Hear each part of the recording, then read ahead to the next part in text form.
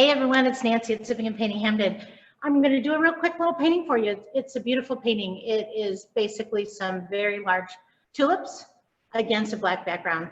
Simple. Let's do it. All right, so I'm going to be using a small, medium, and large brush. Large flat, medium flat, small round. Whatever you have that's similar to that, great. Once again, I'm always going to use the same colors when I teach for you so that it's easy. I want to make things easy. I have black, white, yellow, red, and blue. All right, and then we're using acrylic paints today. I'm going to put my large brush in the water, in my water jar, and I'm going to moisten my canvas with water. The reason I do that is I'm painting in Denver. We're in Southeast Denver, which is very dry. Dry climate, and so if I moisturize the canvas with a little bit of water, my paints aren't going to dry quite so quickly, and they'll spread more easily. Okay, so this is what we're painting. I'm going to just go ahead and I'm going to cover the whole canvas with black. Woohoo! And remember, I put a little bit of water on that, so it should be spreading easily. That's what I want. I just want a thin coat of black. If your paint is thick, put a few drops of water in it. See how watery that paint is? I want it to not be thick. You don't want it to be dripping, somewhere in between, okay? Because I'm going to have to let this black dry long enough to put white on it as an underpainting of my tulips. So there are two ways you could do this painting. You could paint the tulips first and then come in and fill in the background with black. Either way is fine. It's just different. So if I paint the background black first, then I'm going to have to let it dry. And while I let it dry, after I let it dry, then I'm going to put a white underpainting just where I want the tulips. If I were to put the tulips on first, I would probably sketch them on maybe an orange, I'll mix up some orange or maybe sketch them on yellow.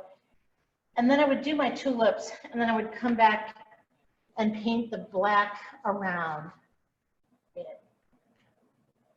Either way is fine. Different artists will have different preferences. The one thing I do need to know for sure, though, is if I put my black on first, it has to dry. There's no two ways around that. It will just have to dry. If I don't let it dry, it'll mix with all my other colors, and I will never get these vibrant colors. And it's all about the vibrant colors in this painting. That's why it's on a black background, so the yellow and the orange will pop. All right, so notice I'm putting this on quickly, and there's some little streaks in it. There's some streaks. I don't need to be a perfectionist about it. There's no need for that.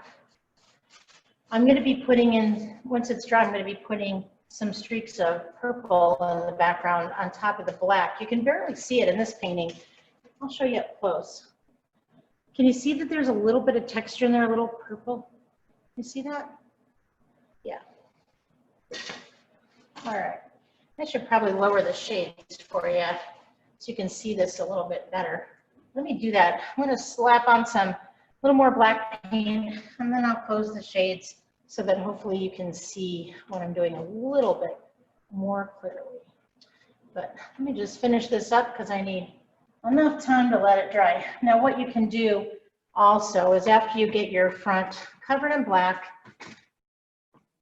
then don't pick up any more paint and just keep brushing over it. That will help it dry more quickly so you don't have any big clumps. If you smooth it out, the wet mixes with the dry and it just seems to make it go a little faster. But what I was going to show you is you can also paint the tops and the sides and the bottoms, and if you do that, then you don't need a frame. That's called a gallery wrap. And that's a more modern look than a big old traditional looking frame. A little more modern to not have a frame and to have the painting just stretched all the way around the canvas like that. Have it go around. It's, well, like I said, a little more modern look to it. You do you. If you want to put a frame on yours, you go right ahead. It's a little more costly. We don't do that here at the studio because frames are expensive and canvases are relatively cheap. So we just keep on painting, and we paint all the way around the side so that it looks good no matter what we do. All right, so I'm gonna let that dry for a minute. One great thing about being in Denver where it is dry is that, yeah, that's gonna help. Let me step over here and close my shade. The fact that it is dry here means that we don't have to pause the camera for too long. Now, you'll know when it's still wet if it's shiny. You can see a little bit of shininess in here. Do you see that? See how it's still shiny? You can see it in the light. There you go. See that? That's how you know it's still wet. So that's also how you know it's still wet. So anyway, if you want, this is a good time to stop, go get your beverage, or you can mix your paint colors together, whatever you want to do. You can do that now while we're waiting for this to dry. Again, if you keep going over it with a dry brush, this is an extra brush I had and it's very dry. So if I keep going over this with a dry brush, I'm basically mixing the wet in with the dry on those streaks, and that will also help it dry a little bit more quickly and evenly. But why don't I go ahead and take this time while I'm letting that dry. And oh, by the way, if you're in a humid climate, I grew up in Michigan, which is humid in the summer, it's going to take longer to dry. It might take 20 minutes. In Denver, California, Arizona, those drier states, usually 5 or 10 minutes for acrylic paint, as long as it isn't clumpy or really piled on, is enough. It's pretty quick. All right, so what I'm going to do while I'm waiting for that to finish drying is I'm going to go ahead and mix a couple more colors. So I have magenta, which is a red, and I have phthalo blue, which is blue, and I'm just going to swirl some together in a spot. And I'm not contaminating the whole pile of each. I'm just taking a little bit from each section and I'm swirling it together. So who knows what colors you get when you mix red and blue? Anybody? That's right, purple. All right, in theory, let's see how it goes. Let's see, you need a lot more. Phthalo blue is a really powerful color, very powerful. So when you're mixing anything with phthalo blue, you're going to need a lot more of that other color because the blue just takes over. And I am just mixing and twirling in that area where they overlap so I can get a purple. Now that doesn't look purple on there, but I'm going to stick that in my water jar. I'm going to pick up some white. I'm going to add some white to it. Let's see if some purple shows up. Come on, purple. All right, what I'm going for is a little lavender here. I add, so it was a little blue, even more red, and then some white. And hopefully in about a second, I'm going to get a pretty lavender in here. And I did. Okay. Do you see that lavender? You see it on my plate? Yeah, that's lavender. That's what I want. Now what I'm going to do with that lavender, mine's a little lighter than what I have in the original painting, but that's okay. You'll be able to see it better. Mix in a tiny bit more blue so that it looks more like the color that's in here. What I'm going to do with that on my brush is I'm just going to streak some in. And yeah, my brush is a little bit, my painting was a little bit wet still. That's okay. I basically just want some streaks in here. It's just giving my painting a little more texture to have some streaks in there. Okay, that's a lot brighter than this. So I can go in and mix up some more purple, but I wanted you to be able to see it. I wanted you to be able to see, oh, now it's blue. There's no real reason for this particular set of colors. It's just that I wanted to have some texture in my background. I didn't want it to be just flat black. And these are just fun colors. And it's just adding a little bit of texture is what I call it, but visual interest maybe. If that's too bright, let it dry and then blend it in with your black if you want. You can do that. It's your painting. You do whatever you want. Just adding a little bit of something, something, as they say. Something, something. I'm using my medium brush to streak that on. You can use really any size brush to sweep some on. If you like it, use a bigger brush. If you don't like it, use a smaller brush. If you don't like it at all, don't do it at all. It's really not an important part of the painting. It's just personal preference to have a little something going on back there. All right, I'm gonna put my brush back in the water. I'm gonna clean my brushes. I clean my brushes in between using them. And then I dab them on a napkin to make sure they're clean enough for the next go around. Okay, all right. And I can just use my big brush dry to just blend those streaks in with the black a bit, make them a little less noticeable. At this point, whatever you've got streaked in there, it's just adding a little texture, a little visual interest, just a little subtle pizzazz to that black, so it doesn't look like it's just laying on a black piece of fabric. Looks like maybe it's in the shadows. These tulips are going to be in the shadows in your garden, and there's just something back there, we don't know what it is, just providing a little bit of light.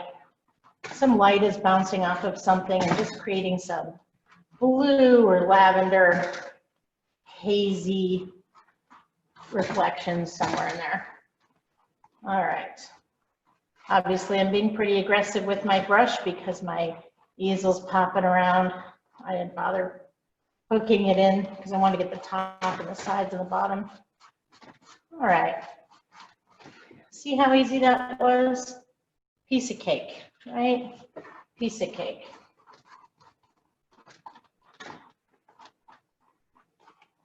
And I haven't picked up any more paint, remember. This is just a dry, clean brush, and I'm just using it as a dry brush, which you can call a dry brush technique.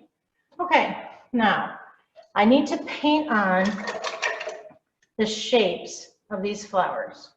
So the way I'm going to paint them on is I'm going to use my white paint like a pencil, and I'm going to sketch on with my baby brush and some white paint on it. I'm going to sketch on the shape of these tulips. So, all right, let's do it. I'm going to do an oval first, because a long skinny oval, because that's the middle of this one. And then off of that long skinny oval, I'm going to put a pop and another pop. And then I'm going to bring it down at a slant and flatten it out at the bottom. I'm going to do the same thing to the other side. Flatten it out at the bottom. So this particular tulip, oh, that's a wide one. I like everything exaggerated. If you painted with me before, you know I like to exaggerate things. I come from a very big family, and so I blame it on that. If I have trees that require 100 leaves, well, you know, by painting with me, I put 1,000 leaves. That's just kind of what I do. One of my friends, there was a Facebook thing, and it said, describe your friend in one word. And my friend said, about me, abundance. And I thought that was pretty awesome, actually. I didn't mind that. I would say that she is accurate. So there's another one. Looks almost like 3 toes. 1, 2, 3, and then rounded bottom. And then over here, this one over here goes underneath this bigger one a little bit. So I'm going to have to start it off to the side like that and then it's got a big thing in the middle, little one off to the side, and then down, and like that. Now yours may look different than mine. None of these are perfect, and that's exactly what we're going for. And then the stem is going to be around here. Again, I'm just drawing with my little baby brush, just plain old white paint. This one's coming up through the middle. This one's curved a little bit. Like that. All right. Now maybe if this one's at that curve, maybe the stem curves a little bit like that. Because you know how tulips are. Tulips have kind of like weak stems. Sometimes the florists put straws on them to hold the big head of the tulip up. All right, so now what I'm going to do, this step's pretty easy. I'm going to keep cleaning my brushes, of course. Now, you may need to stop the your video, and wait for yours to dry more. But like I said, I'm in Denver. Things dry really fast here. It's summer. It's June when I'm filming, so I'm going to just go right ahead and jump in. I need a cleaner brush. And if I pick up a little bit of those other colors, that's okay. I just need to paint some white over that black so that my colors don't look black. Wait a second, let's see. This one is not long enough. I'm going to go back and fix that one, okay? I'm going to go back and fix this guy. Remember I said I like everything big? Well, apparently I don't like it tall. All right. There we go. So that tulip is shaped more like that. And you'll be able to see it when I do this. It is mixing in like a gray. That's okay. But since you're watching a video, stop for a few minutes. Go let out the cat, get another beer, whatever you need to do. Wait a few minutes and let yours dry a little bit more. When I'm filming in the late afternoon here at the studio, sometimes I'm waiting for our evening Zoom classes to start. And so I just want to keep doing this quick so I can get this painted quick, and then I can go turn on our evening Zoom class. We do all kinds of classes here at Sipping and Painting Hamden. We do in-studio classes. We have a beautiful, beautiful studio. This is June of 2020, so we've been closed for 3 months. Oh my goodness, it's been tough. I miss my customers like crazy. Miss those artists. But we're all keeping safe. So we've been doing Zoom classes in June, and then we are opening July 1st.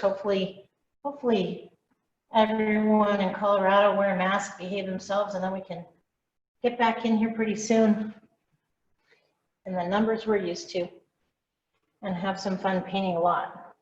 But so we're going to open July 1st, which is just in a couple of days, and hopefully it'll go well and stay open, and look forward to lots of happy painting together for a long, long time. So you can see that now I'm filling in this other side flower. See that? Just filling it in. It's mixing a little bit with the black that I had before, but I'm okay. Like I said, it's dry here in Denver, so it won't take long at all. It'll dry, and I can start building it up with yellow and orange. Now you don't have to do yellow and orange. Remember that pretty purple we made? You can make purple tulips. Oh man, that'd be pretty, wouldn't it? Why not? Or you can make blue. I've seen burgundy tulips. I've seen white tulips. I'm not sure. Seems like tulips grow in every color. They breed them to grow in every color. Gosh, they're beautiful. And as long as you have this white underpainting, you should be able to paint any color on top of it. You do have to let it dry a bit though. Just a bit. Now remember when I said that I'm going to paint the sides? I just have to do that carefully over there. So it looks like I've got a gallery wrap flower. Okay. All right.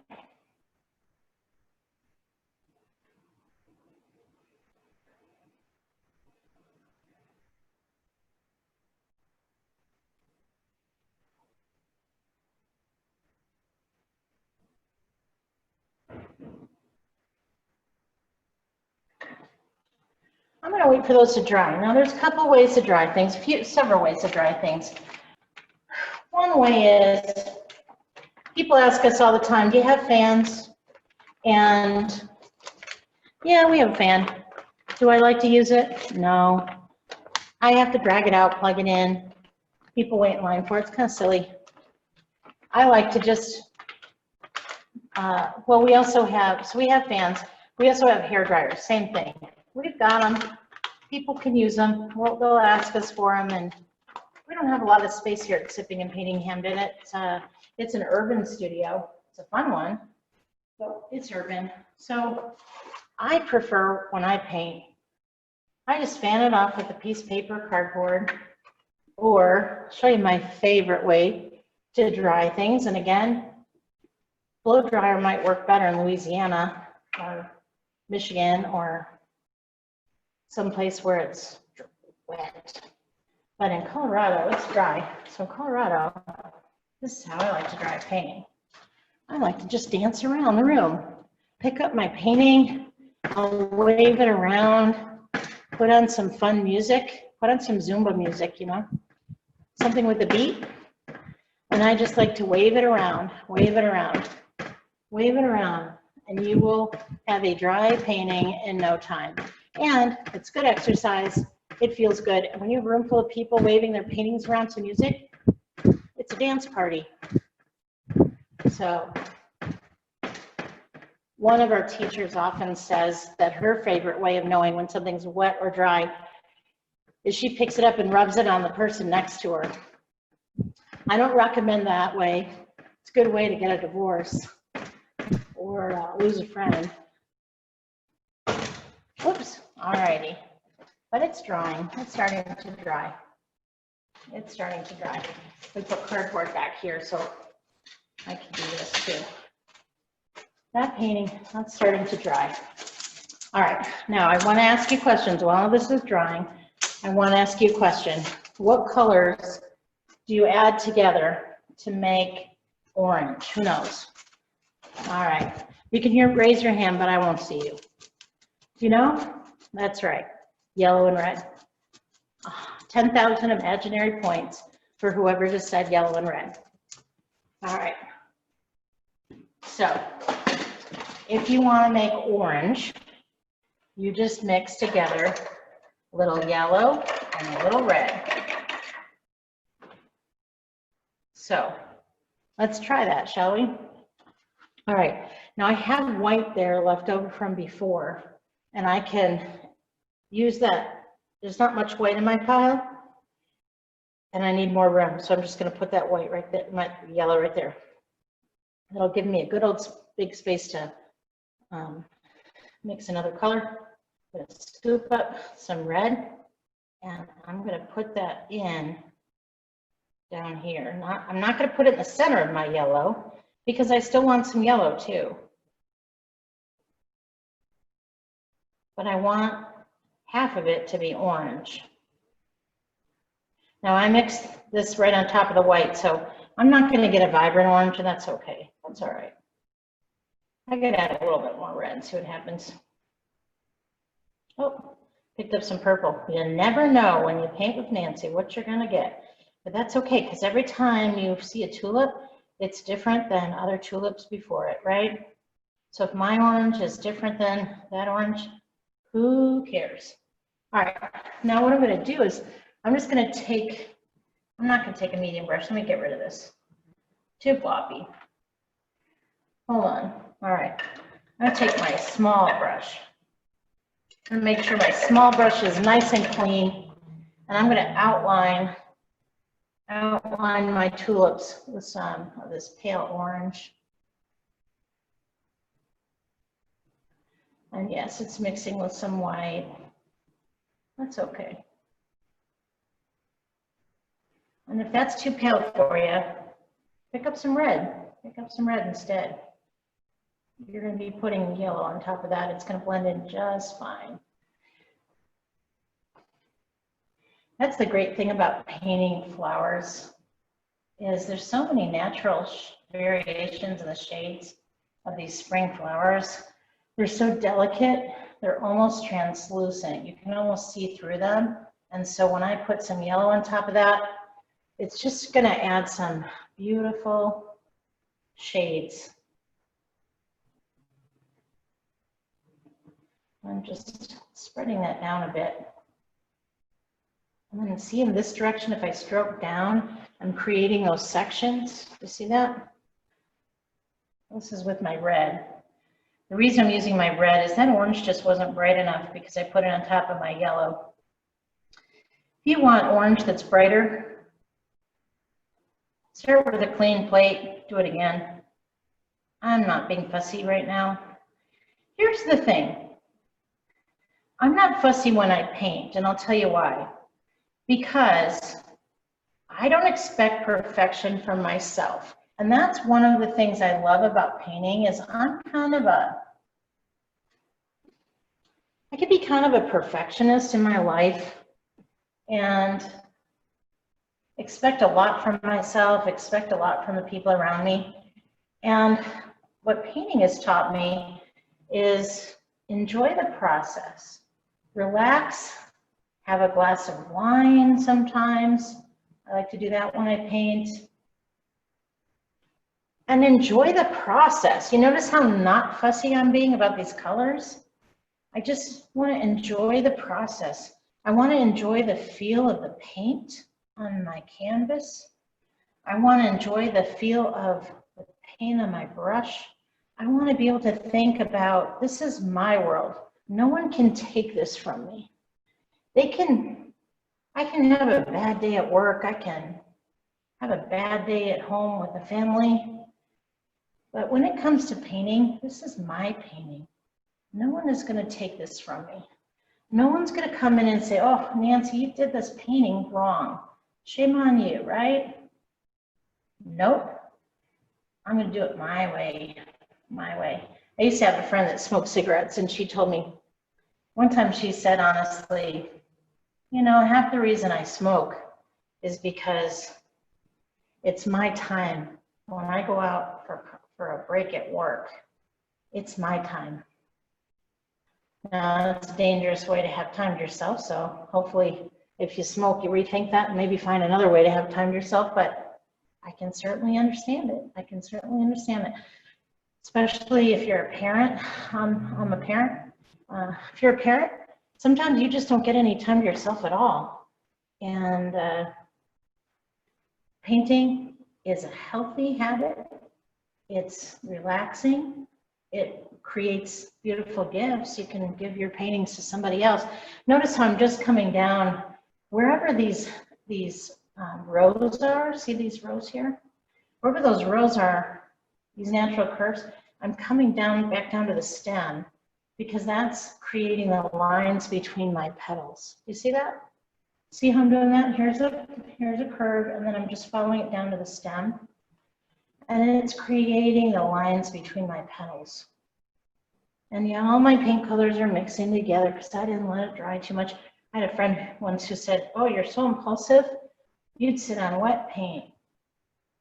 Boy, she knew what she was talking about. She knew me.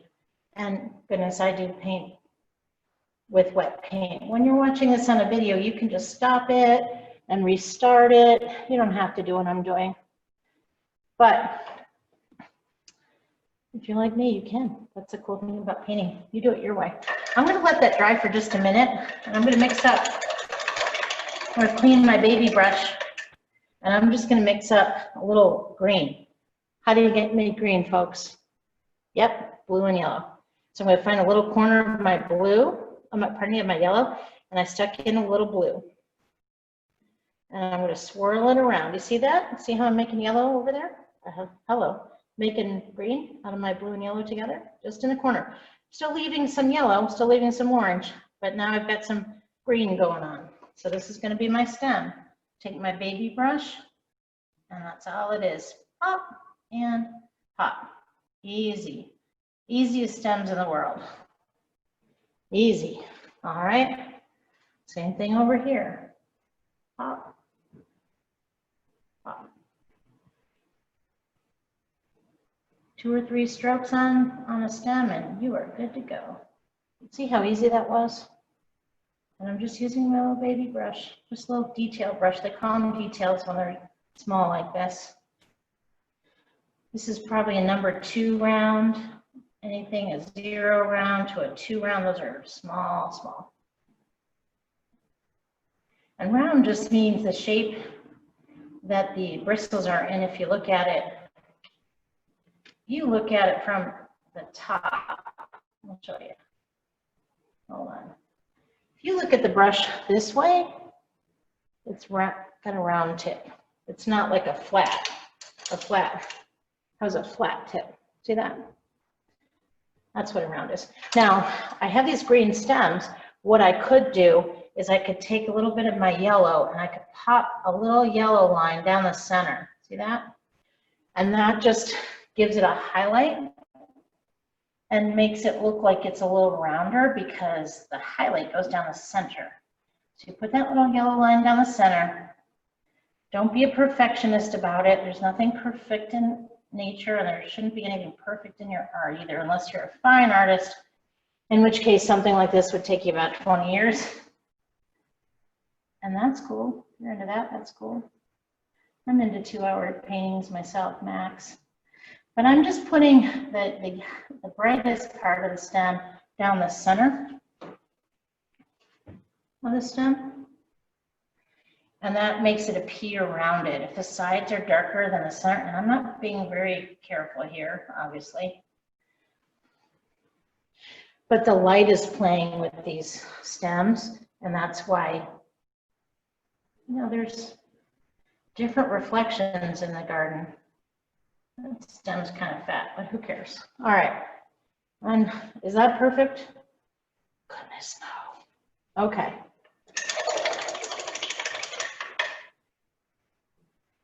If you want to neaten anything up, you can. I'm just not one of those neat people that really cares that much.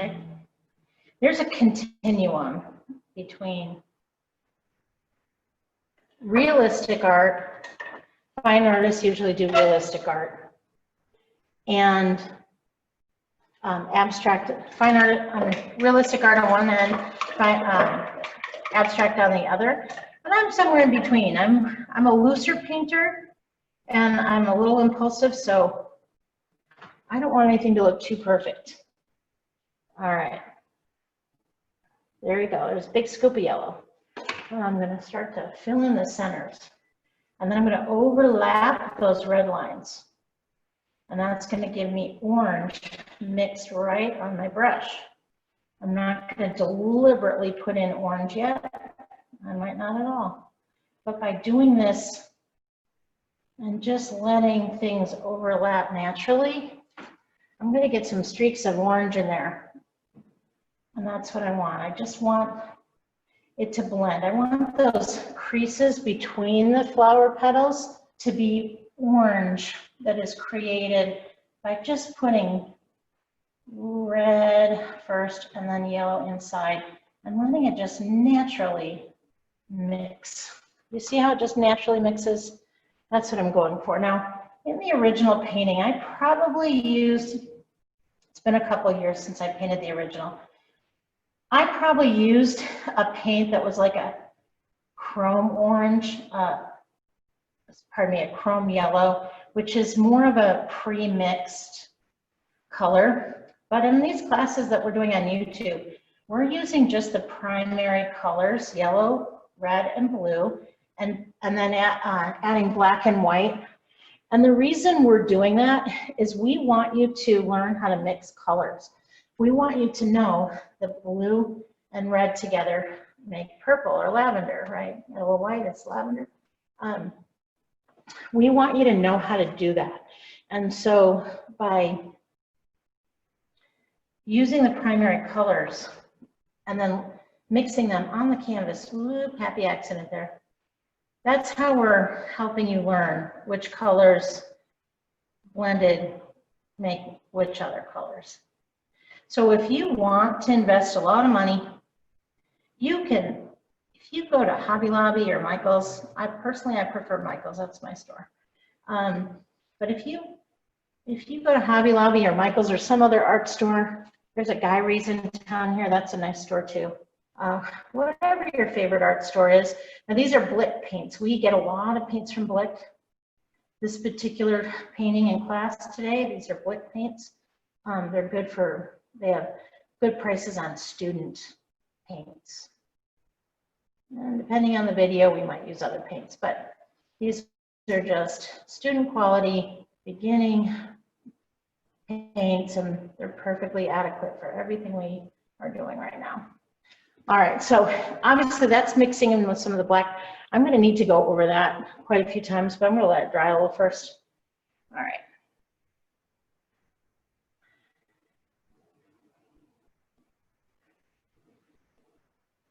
What was I saying? Anyway, so on these YouTube classes, we're using all the primary colors, and one of the reasons we're doing that is we want you to just paint, use whatever you can. If you don't have acrylic paint, use chalk, use colored pencils, use ketchup and mustard. We don't care, just have fun, just paint. I used to be a preschool teacher long ago in another life, and we painted with funny things. We used to put food coloring, if you can imagine this, we used to put food coloring in vanilla pudding, and our little kids would paint with that, and they had a ball. I want to show you one other thing. Here we go. See how I did that? If you want to do that, you can change the shape of that leaf just like that, just with a brighter, slightly different shade of color. I didn't even have to like make a new line or anything. I just took a brighter shade, see that?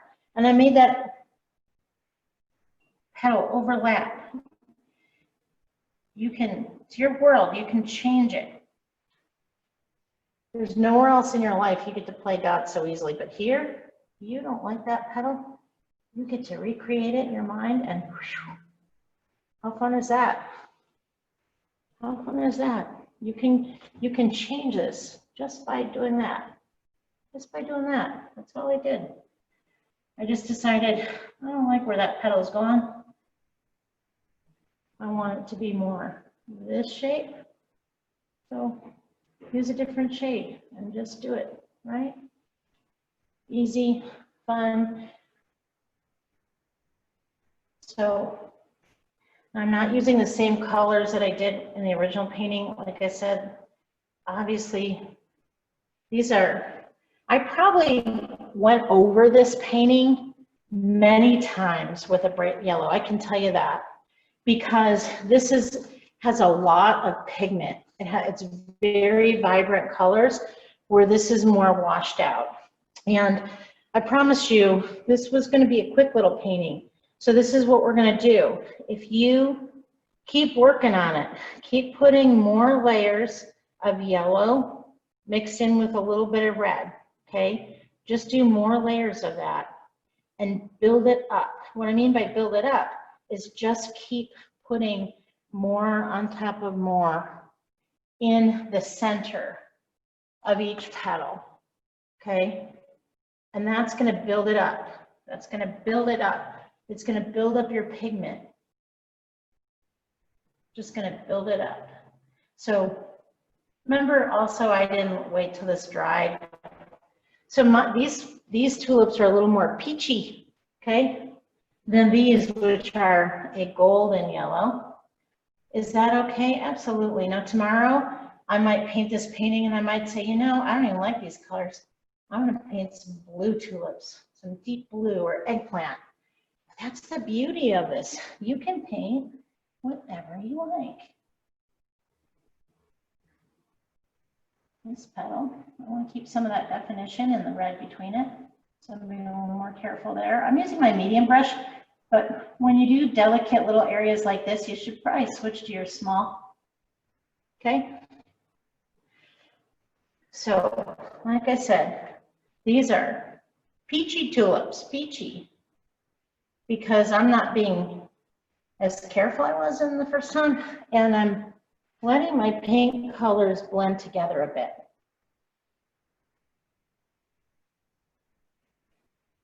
And why am I doing that? Well, because we have another Zoom class coming up in just a little bit, and I just need to hurry through this. This was kind of a last minute decision to show you how to make some tulips, because it's June and there's pretty flowers outside, and I was thinking, oh, I'm in a tulip kind of mood. But now you know how. So I'm going to close out this video without these looking perfect. That's okay. That's all right. And you can just keep building up your colors, okay? Just keep building them up. Oh yeah, let me show you one more thing. So any place where you want to keep that petal, just remember, have the colors, use a different shade, and you can just pull it in that direction, right? And that changes the shape of that petal so that it's overlapping the others. See that? That was easy to do. All right, same thing over there. I'm just running out of paint. See what I'm doing? I'm just running out of paint. And I need to hop on over and start getting ready for my Zoom class tonight. All right. So just by using different shades of the yellow and the red and the white, you can change the shape of these petals pretty easily. Got that? Yeah, pretty easily just by changing the shape and the color. And just build it up, let it dry. If you let it dry in between, you'll be able to build it up, okay? Now what I'm gonna do is I'm gonna let this painting dry for a bit, and I'm gonna come back in, after my Zoom class, and I'm gonna, this is what I'm gonna do. I'm gonna put on one more layer of just plain old yellow, and it's gonna make more of it pop. But for now, I've gotta get cleaned up for my next Zoom class. So we're gonna call this one done for now. And all right, here I am again. Just gonna add some brighter yellow. Now remember, I used that bright yellow that I had, that plain old yellow. I mixed the tiniest amount of red in to make it bolder, like a gold. So you know how much red I put in? If a ladybug walked through red paint on its feet, that's how much I put in. And I mixed in with my yellow. So whatever a ladybug would have on his feet, if we walked in red paint, that's how much I added to make that brighter. That yellow, not lemon, but more of a gold. I just added it on there, and see, now that this is a little drier, I'm getting those same bold. I always forget if they're values and hues. I didn't go to art school. Lots of my staff did though. So I get mixed up between values and hues, but you know what? I just love to paint. Oh goodness, I love to paint. So if you love to paint, don't worry. No one's ever gonna ask you if you went to art school. They're just gonna say, let me see your work. And they're gonna be amazed and think you're a genius. So just paint, that's it. Just paint, okay? Just paint. Don't worry about the training you've had, just paint. Einstein said genius is 99% perspiration and 1% inspiration. And what he meant by that is you can have all the education in the world, but if you don't practice, it doesn't really matter, right? It's all about the practice. It's all about the practice. So see how I'm just building up the color, just building it up layer after layer. And when you're painting with white, you kind of need to do, pardon me, with yellow, you kind of need to do that because yellow's, compared to blue, especially phthalo blue, yellow's kind of a wimpy color.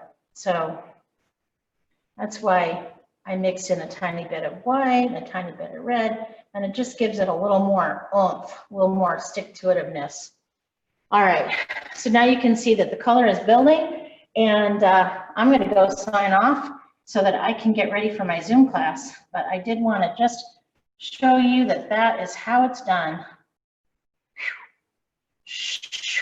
Ooh, you can put in some red petal definition if you want. You just go back and forth and you just have fun with this painting. Just have a good time. Just have a good old time, okay? All right, I really am going to sign off for now. And love you guys. Ciao.